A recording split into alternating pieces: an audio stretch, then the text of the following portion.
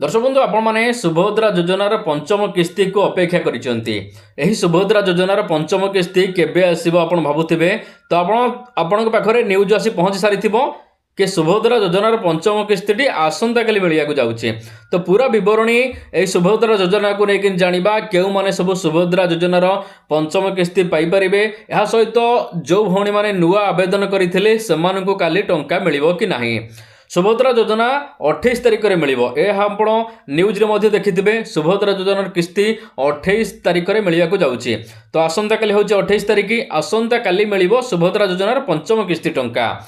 उपमुख्यमंत्री कही सारी आगु जो मैंने टंका पाई पूर्वर से पाइपर किसी असुविधा ना से आउ थे पाइपर एवं जो मैंने नुआ आवेदन करते आसंता काली पाइपर सुभद्रा योजनार पंचम किस्ती एकाथरे पंचम किस्ती तादरे 1 2 3 4 5 6 सॉरी 1 2 3 4 5 जाए रोचे आमर माने प्रथम किस्ती मिल द्वितीय किस्ती मिल तृतीय मिल चतुर्थ मिल पंचम मिल माने सुभद्रा योजनार पंचम किस्ती एकाथरे जो मैंने नुआ आवेदन करते एकाथरे पाइपर।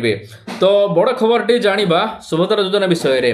तो पूर्वर जो मैंने पाई से काली पाइबे केतବେଳେ पाइबे ना काली दिन 11:30 रे सुभद्रा योजनार टंका अकाउंट को आसीबो। आपण माने दिन 11:30 पर निजर अकाउंट को चेक करि परिबे सेतବେଳେ आपण देखि परिबे आपण अकाउंट को टंका आसी आइथिबो।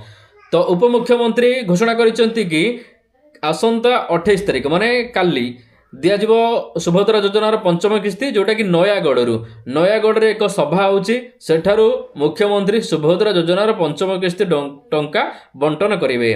तो सुभद्रा योजनार जो पंचम किस्ती टंका पाइबे टोटाल पर होची 1,03,26,162 जन। आउथरे कहि रखुची 1,03,26,162 जन सुभद्रा योजनार पंचम किस्ती पाइबे। यही पंचम किस्ती भितर किसी नुआ अच्छा जो महिला माने पछे आवेदन करिसेंती जो माने 21 वर्ष पूरीबा परे पछे आवेदन करथिले सुभद्रा योजना अप्लाई करथिले सेमाने मध्ये पाई परचंती।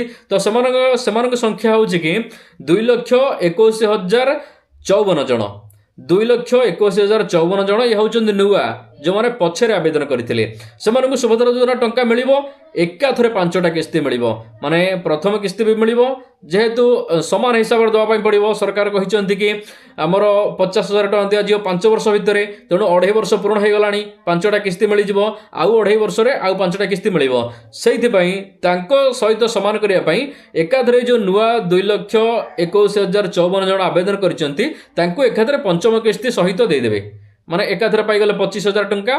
तेणु जो माने नुआ आवेदन करिसेंती सेमाने गोटे बढ़िया खुशी खबर काली पाइबे एकाथरे 25,000 टंका आपन अकाउंट रे जमा हो जाइथिबो।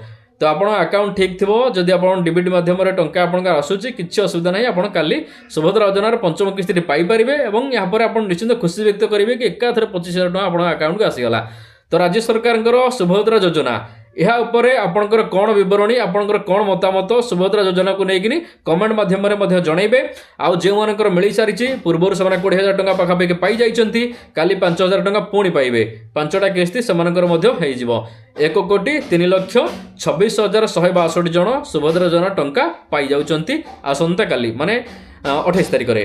तो दर्शक बंधु आप तो जानीगले पूरा विवरणी यही टंकाटी आपंकर कौ टाइम रे मिलिबो। जदि आपको भिडियोटी भल लगी थाए लाइक सहित शेयर कर दिंतु। एभली अपडेट आपको आगू आगे देवी तेणु आम चैनल टाकू सब्सक्राइब करने सहित फॉलो कर नोटिफिकेशन ऑन कर लगातार अपडेट पाई परिबे।